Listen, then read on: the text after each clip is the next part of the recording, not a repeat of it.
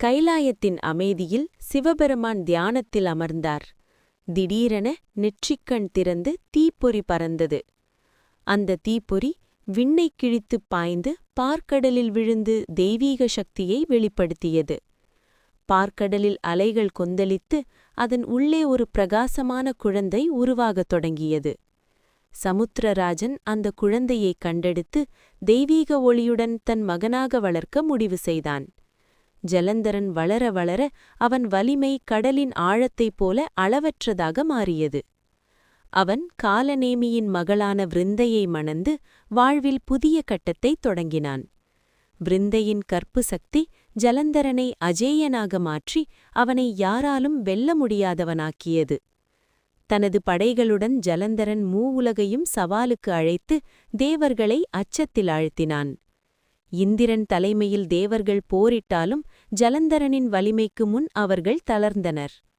அமராவதி நகரம் கைப்பற்றப்பட்டு தேவர்கள் தங்கள் அரசாட்சியை இழந்து அலைந்தனர். தேவர்கள் திருமாலை சரணடைந்து ஜலந்தரனை தோற்கடிக்க உதவி வேண்டி விண்ணப்பித்தனர். திருமால் சிந்தனையில் ஆழ்ந்து விருந்தையின் கற்பால் ஜலந்தரனை வெல்ல முடியாத நிலையை உணர்ந்தார். ஜலந்தரன் அகந்தையில் மூழ்கி தன்னை எல்லாவற்றிற்கும் மேலானவன் என கருதி ஆட்சி செய்தான். கைலாயத்தை நோக்கி பார்வதி மீது ஆசை கொண்டு ஜலந்தரன் போருக்கு தயாரானான். சிவகணங்களும் அசுரப்படைகளும் மோத கைலாயத்தில் கடும் யுத்தம் வெடித்தது. மாயையின் மூலம் ஜலந்தரன் சிவரூபம் எடுத்து கைலாயத்தில் நுழைய முயன்றான்.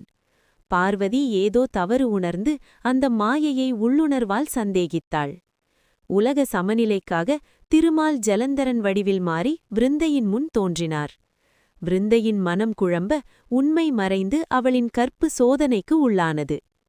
அந்த நொடியே விருந்தையின் கற்பு உடைந்து ஜலந்தரனின் அஜேய சக்தி சிதறியது. போர்க்களத்தில் ஜலந்தரன் திடீரென பலவீனமடைந்து தன் சக்தி மறைந்ததை உணர்ந்தான். சிவபெருமான் தன் பாதத்திலிருந்து தெய்வீக சக்கரத்தை உருவாக்கி பிரபஞ்ச சக்தியை அதில் நிரப்பினார். அந்த சக்கரம் தீவேகத்தில் பாய்ந்து ஜலந்தரனை நோக்கி அழிவை கொண்டு வந்தது. ஒரே அசைவில் சக்கரம் ஜலந்தரனின் சிரசை அறுத்து போரின் முடிவை தீர்மானித்தது. ஜலந்தரனின் ஜோதி மேலே எழுந்து சிவபெருமானில் மீண்டும் கலந்தது.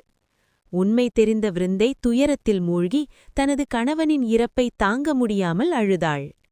கோபத்தில் விருந்தை திருமாலை சபித்து அவனை கல்லாக மாறச் செய்தாள். அந்த சாபத்தால் திருமால் சாளகிராமமாக மாறி உலகிற்கு தெய்வீக அர்த்தமளித்தார். விருந்தை தன் உயிரை தீயில் அர்ப்பணித்து பக்தியின் உச்சத்தை உலகிற்கு காட்டினாள். அவள் சாம்பலிலிருந்து துளசி முளைத்து விஷ்ணு பூஜையில் என்றும் புனிதமாக நிலைத்தது.